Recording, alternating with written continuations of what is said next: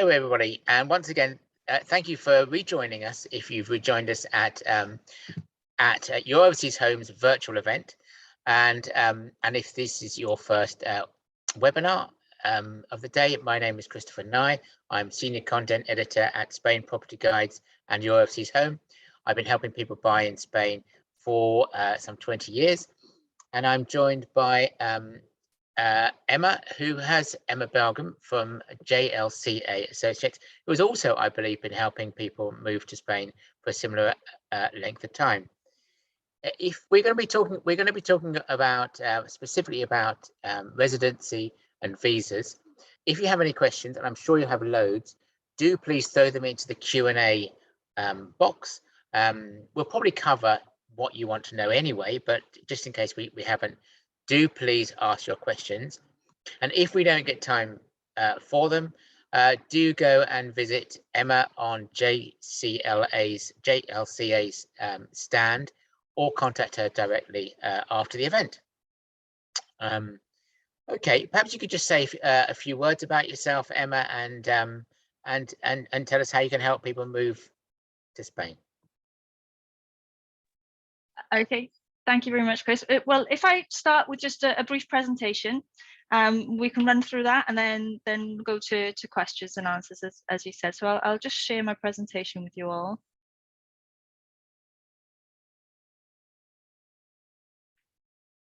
Okay.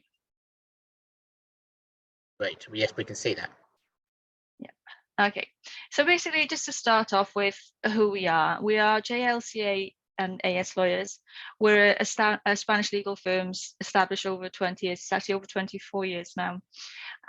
We only practice Spanish law, and we're based in Alicante in Spain. We have other offices in Spain, but mainly in Alicante. We also have offices in the UK and the US. So we consider ourselves a multilingual office. I always like to emphasize that point, because it's not just about translating, it's about interpreting and making sure that you're clear about the information you're being given in a way that relates to you. We're also a multidisciplinary firm, which means that we cover extrajudicial, civil and criminal matters. It's just important to know that whatever your query is, we've got experts in all areas that are on hand. Now, obviously, the most important in relation to the work that we talk about with Your Overseas Home is the extrajudicial work, which is property conveyancing, residency, also Spanish wills, and just general information about living in Spain. Now, what I would like to start, because we're talking about residency, and the huge change with Brexit, the major change is that now you have two options. You are either coming to Spain as a tourist, and if you aren't coming as a tourist, you are a resident, and you have to go through whichever the residency options fits your specific situation. Now, the 180 days has caused so much confusion since it came in. It's important to understand this is not a rule that was created for the UK. This is the fallback Schengen agreement that has been in place for many, many years, and applies not just to the UK, but citizens from the US, from Canada, from Australia, and so on. So this isn't new and just for British people. So it's just a case of just trying to get your head around it. The actual allowance is not that different to what you had before Brexit. The difference with it is that you can't put it all together. You now have 90 in every 180 days. So you have to think in terms of day number one, the first day that you arrive in Spain, you are starting a clock, and that clock runs for 180 days. You can spend any 90 days within that 180 day period. You can spend a couple at the start, you can spend it all at the start, you can do a few at the beginning, finish it off at the end. But the point is, once your 90 days have run out, or you've reached the 180 day period, then you have to trigger the next 180 days, and you cannot be in Spain for over the two periods. There are lots of online calculators that can help you with this. And if you don't have one, then please feel free to drop me a line afterwards, and I'll give you a few examples. But it means that you can plug in your dates and just have a rough idea of where you are within that period at any time. So if this doesn't fit with you, then there's the option of becoming a resident in Spain. There are many different options, and all of them are very specific as to what you intend to do when you're actually living in Spain. I'll run through a few of the most common types just to start off with. Now, the most common one, I would say, is the non-lucrative visa, NLV, which many of you may have heard of. Now, this is specifically where you are coming to Spain not to work. This means that you're going to be living in Spain and your income comes from outside of Spain, but from investments, from pensions. It's kind of like a retirement or early retirement option. In order to qualify for this visa, there are requirements that you will need to fulfill. This is going to be specific amounts of funds that you have to have, medical cover, and just some general information in terms of criminal history and medical certification. All of these things we can run through with you just to give you an idea of what the basis is. Now, this year, finally, we have the digital nomad. This has been a highly awaited visa option because this is aimed specifically at people who want to be living in Spain, but they're going to be working from home in another country. I think this is particularly important following COVID, because there are so many people that ended up being forced to telework at that time, and it's become a new culture thing where it's quite possible to continue your work that way. And the idea of the digital nomad means that you and your family are living in Spain and you are remotely working in the UK, for example. Again, there's different requisites that you have to fulfill in terms of savings or income that you're getting from this work, and also documentation to show that you specifically can telework, your company has been running for a certain amount of time. But again, the details of this I'll be able to run through with anybody that would like to go through it. It's important because it's very specific to your situation. One thing I will say about this, because it is brand new, and over the course of the months with the first applications going in, there could be certain refinements about what these requirements are actually going to be. But for example, the idea of this nomad is that you will be able to apply for it in Spain or from the Spanish consulate in the country of your origin in the UK. At the moment, it's not showing as available from the UK, but we can process it here in Spain. We are already working on these at the moment. The next type of visas, there's two types. We're talking about work visas. If you want to come and work in Spain, then there's two main options that you can do. The work visa, where you have a company that is going to be employing you when you're in Spain, and a lot of the process is done then via that company. They will be providing the contract that you will be subject to, demonstration of why you're specifically required for that type of work, why somebody locally could fill the position, and then just general information as the other ones, medical cover and criminal history. The self-employed work visa is a little bit different, because that's where you're talking about coming across to Spain to create a business that you want to run in Spain. So this is providing effectively a business plan, what you're going to be doing, what business will be generated from that, how it will be set up, where it will be set up, and that is put for approval in Spain, so that you can then, once on approval, start that business and get running. There isn't so much a requirement of funds, it's more showing that you've got sufficient funds in order to support that business as it grows. The last one that I would like to mention is the golden visa. This is quite an interesting visa because because of the allowances that it actually provides you. It does require a minimum investment of 500,000 euros in a property, and that must be cash, no mortgage or encumbrance on that. And then the applicant and their family can come across with that visa. Now, the interesting thing with this visa is that it does allow all of the applicant and the family members to be able to work and study in Spain from the very start. It only requires the applicant to be in Spain for 1 day per year as a minimum. And if you are in Spain for less than 183 days, then you will remain fiscally resident elsewhere.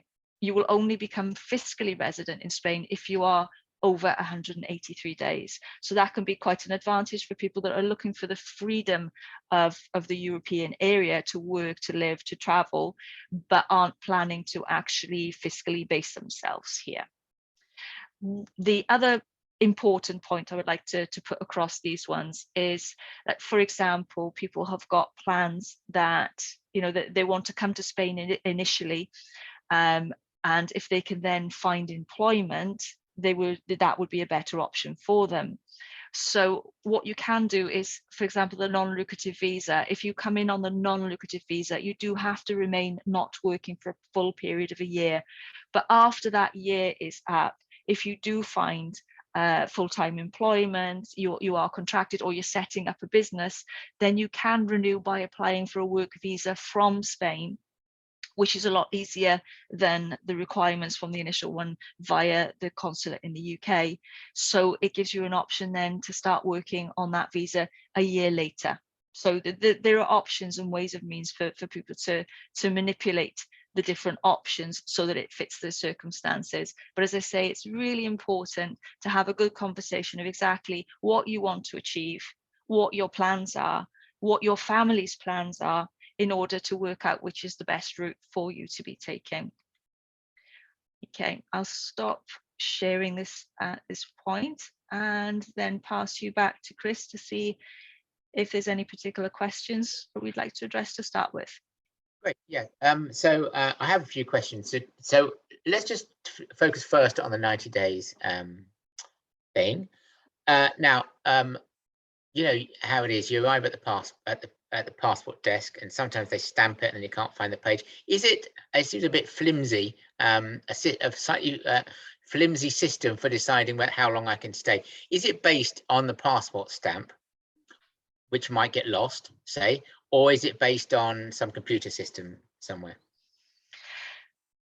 In terms of, it's based on your passport stamps, Right. because the processing, and I'm looking at that from the point of view of where people are making a residency application. It is, you have to provide a full photocopy of your entire passport, and they will check to see that you haven't exceeded your allowance within that. The reality is that we all have digital passports, so effectively that information should be there, but it doesn't seem that that is applied. It doesn't seem that way. So it's really important, and it's an excellent point to bring up, the whole point of stamps, because when you are coming into Spain for the first time after you've got a residency approved from the UK coming across, it is really important that you do get that stamp of entry coming in. And if there isn't somebody around, I mean, the majority of the time, I know Alicante airport, we don't seem to have too much of those problems, but I have heard in some airports people have said there's nobody there. Then there is the possibility of going back to the airport with your tickets the following day and getting it stamped. There's ways and means to make sure you've got the stamp that you do need, but it is important to have it. Okay. And but they are bringing in this ETS system. I believe it's been delayed, a bit like the American electronic transfer system. ESTA. Yes, they're bringing in the same thing in Europe, but it's not ready yet, as I understand it. But that's only going to cost a couple of €7, I believe, for 3 years. So it isn't the cost; it's simply a way of structuring the how you get in and out. To be honest, I mean, until we see it actually applied, it's hard to sort of make too much comment on it. If it's based on the ESTA like you have in the US, it's a lot cheaper actually than the ESTA of the US, which is great. And all that it is a really simple online form that you fill in. It's no big deal. You get a sheet and it usually covers you for a couple of years. So it's not something you have to do regularly, but it doesn't replace the stamp of you going in and out. This is just a layer of control over who's coming in and out of a country, which is quite normal to have between non-European countries. Absolutely. Okay. Naira here has asked, can we do 2 months UK, 2 months Spain, 2 months UK, 2 months Spain? I think the answer is yes, isn't it? Up until you've got to have a look at where it lands with your 90 and 180 days. Yeah. Okay, sure. But yeah, you could do you know, you can spend your the winter in Spain and then come back in the autumn, presumably, and do it that way. Yeah, it's just anywhere you like within that. It's your choice where you use the days. You've just got to think in terms of 90 in that 180-day period that you've triggered. Okay, and under that tourist visa, well, it isn't a tourist, effectively visa waiver thing as a tourist. Under the 90 days, you can still get a mortgage in Spain. You can still rent out your property in Spain. That's all possible. Yep. As the whole point, you are a non-resident, and a non-resident can buy in Spain. They can rent. In terms of if you're getting, if you've bought a property for investment, then there is taxation in Spain specifically on that rental, right, which is applied, but it doesn't affect any of the taxation or your income in the UK. It's purely on that basis. Okay.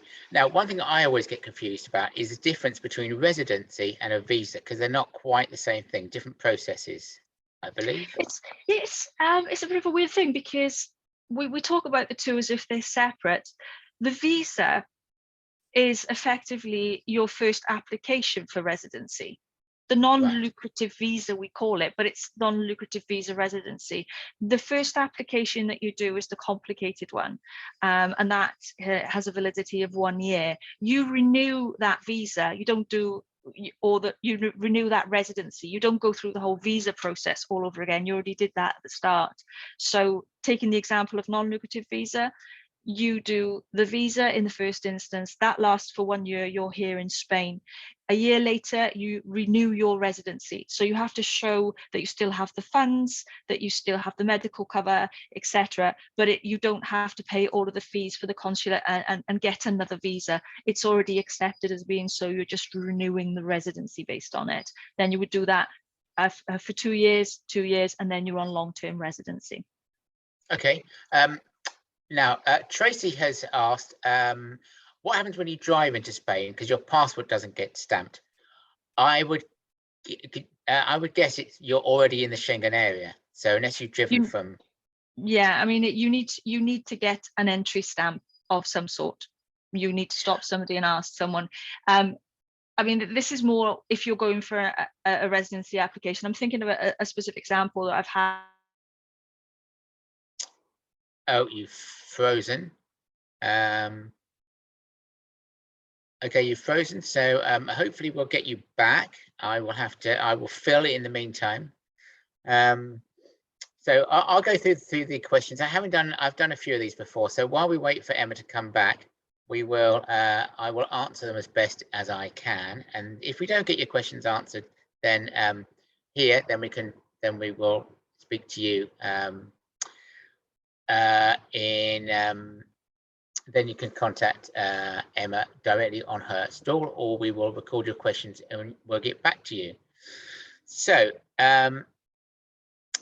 right, Emma will be frantically trying to reconnect. So I will go through a few of these questions and we will get back to, we'll get an official answer from Emma, but I'll try and answer them in the meantime, having spent 20 years helping people move to Spain myself. Adam is asking, if you are visiting Spain to buy a property and you meet lawyers, etc., are those days contributed to 90 days, or does it start from when the property is purchased? It is nothing to do with a property purchase. It's simply arriving there. So, any time in Spain, and it's not just in Spain, it's any time within the Schengen area. So if you, for example, have arrived via an airport in France or Italy, and then you traveled to Spain, you've already landed in the Schengen area because you've landed in France or Italy, which are also in the Schengen area. So you can't arrive at one of those and then drive across the border. It doesn't make any difference. So you will always have a passport stamp if you take the ferry, or if you get the any other way of entering the Schengen area. Ireland and Cyprus, I don't believe, are in the Schengen area, so there may be different procedures there. Elaine has asked, we are retired and rent in the UK, and we wish to rent in Spain. if we do not quite have enough income for the non-lucrative visa but have savings, are the savings taken into account? Well, when Emma comes back, we'll answer the question of how much money you have to have. So I know it's a very large amount compared to other countries. Something like it's either 20, it's sort of mid 20,000s in income in euros for you to get the non-lucrative visa. And hi Emma, you're back. But you're my apologies. That's all right. I don't know, we're having power surges or something. I hope I don't get sued for anything I've said, but the okay, I'm going to go straight to Elaine's question. We are retired and rent in the UK and wish to rent in Spain. If we don't have enough income for the non-lucrative visa but have savings, are the savings taken into account? Yes, savings, income, or a mixture. And what is the income level? Okay, for the non-lucrative visa for the applicant is 28,800 this year. It's 400% of IPREM, and IPREM this year is 600 per month. So 28,800 for a couple. They're a married couple. It would be an additional 100%. So that comes up at 36,000 euros between the two of you. Okay. Maxi Monkey has asked a question I think we can answer quite quickly. My son wants to move to Spain to live and work. He has an Irish passport. Will that help? Oh, yes, it does. It makes your life a great deal easier. He can apply for residency based on being an EU citizen, and that does actually give you the right to work in Spain. There are still some requirements that you need to fulfill. You need to have medical cover. You need to have, for the application, you're going to need to show some funds, although it's a lot lower. You're talking about 5,000 to 6,000 euros per person.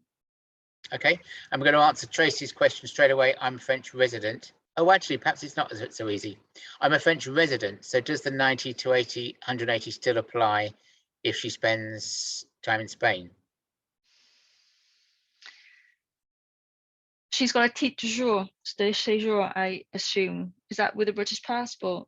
I don't know. I think you might have to answer. We might have to answer that one separately, Tracy, because it's possibly only you that will be wanting the answer to that one.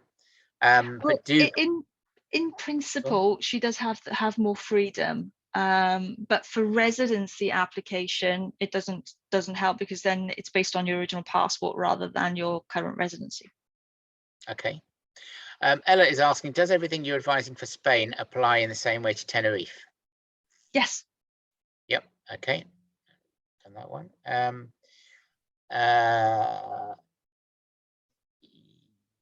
For the golden visa, what is classed as family members?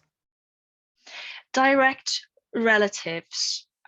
So that would be a wife or a spouse, registered civil partnership.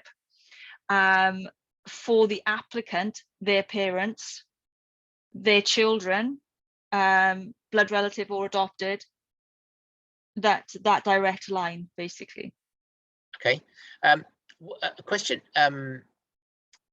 with the I can't find it now. Okay. Yeah. Well, I suppose the self-employed visa idea is this. Well, Nairi has asked, with the self-employed visa, if I already have a business set up and she can work digitally, how does that work? Would we have to close the company's house company in the UK and create a new one in Spain? Well, you need to evaluate which one is going to be best. Is it better to do the digital nomad where you're in Spain, and are you able to remote work if she's able to remote work with her company? Right. In which case she could continue remotely working for that company on the digital nomad. That's what this one has been created for. In order to go for the self-employed work visa, then she does need to set up a business in Spain and justify that business for the application. And okay, I'm very interested in this thing, because I mean, back in the day, it was always, you know, the dream to go and open a bar in Spain, or a yoga retreat, or, you know, whatever else. So you can still do that, really. if you put forward a business case, do you have to find the premises first and all that? Because a lot of this is based on location. So do you have to find the premises, sort of tell the bar owner, well, we'd like to buy it if we get the visa? How does that kind of thing work? The more information that you can provide in application of the visa, the more likelihood you won't have any problems and it'll go through quickly. So the more you've got planned beforehand, the better. That is going to be the case. If you have a business plan, they are going to want to know which area that you're going to be settling, you know, what sort of size unit that you're going to be wanting to do. It depends on obviously the business, how you're going to set up and have those funds for starting the business, and then it's going to be judged based on that. It's a really, really specific visa. So if somebody's looking at doing that, it would be we would be more than happy to have a chat with you, and you can start putting together what information that you do have, so you can start thinking about what additional work you might need to do in order to have a viable visa. Okay. Most of our people, I think, will be looking for the non-lucrative visa. So can you just tell us? So right, I've decided tomorrow morning I'm starting this process. I'm going to do it.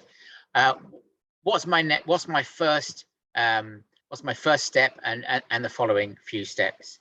Okay, one of the main reasons why I always say I like to talk to people in advance of their plans is because you've got to work in your time scale for everything that you're doing, including the visa. For the non-lucrative visa, you need to work backwards. You need to think about when you want to be in Spain specifically, because when you start the application, or when you're starting to be active on it, and we like to work with, you know, if people instruct our services, we work with them. The first stage is getting all of the paperwork together that is required for that visa. That is, you obviously have to get the paperwork yourself because it's personal, but some of it will need to be legalized, some of it will need to be translated. You need to make sure it's in the correct format for the application, have all the right forms and have it within the correct dates, and have in mind what date you want for the application itself. The application is your appointment date at the consulate, and on that day you will go to the Spanish consulate in the UK, any one of the three, and you will be leaving your complete file with them. That complete file includes your passport.